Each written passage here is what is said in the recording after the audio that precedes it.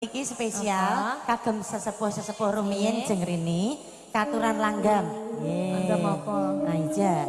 Pokoke sing penak niki kagem sedaya Bapak Ibu perangkat, Bapak Kepala Desa, segenap panitia matur suwun. Yen marem penggalihe menawi langgam napa. Nggih. Nggih. Sambung wanci dalu. Nggih, sambung wanci dalu katuran. Iya. Oh, urung-urung kok katut lanang le, Mas. Lagune katut lanangan karo bisikan rindu. Nggih. Wonten sambung wanci dalu. Heeh, semonggo Kang. Iki jajal ya, Mbak. Ya ora apa-apa to sayangku, Jos. Kok nek blarak-blarak ya Ya ora. cegah.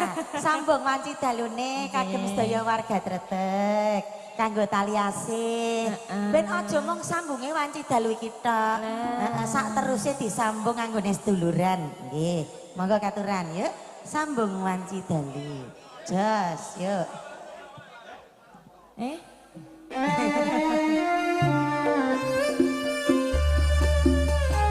Iki ya perdana. Asik nyanyi.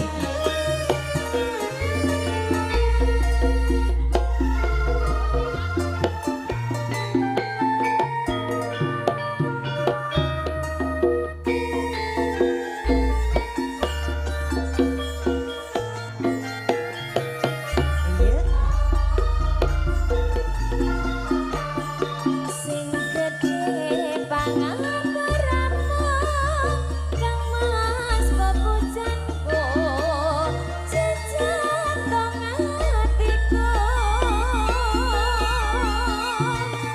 sambung wanci dalu ngremit dasariku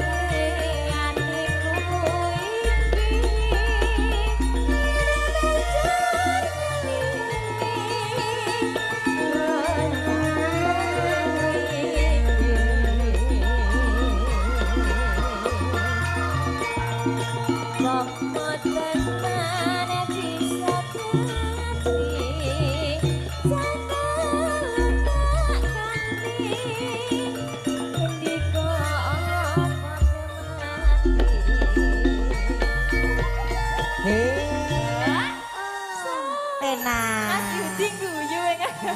Ya ora apa-apa kok iso. Sak-sake mah Lah ngancen iya. yo latihan. Ya ora apa-apa sayangku. Anceno Sae. jajal diresapi. Maknane sambung wanci dalu rungokno sing tenanan. Mulakno rene wedi nek kok nyambung wanci dalu. Heeh padha karo sesingitan ya, Nduk ya. Aku kan cah alim. Cah iki kan cah alim ora tau sesingitan kok ya. Oke, lanjut. Kandhane kok lah nek narino kok nyanyi sambung wanci dalu ya mbaut. Baut, wong kulino. Lancar. Iki lho Mas Yoi. gurune. Suhu. Kok ayo Ndak Cahayu. Mendah boyo yen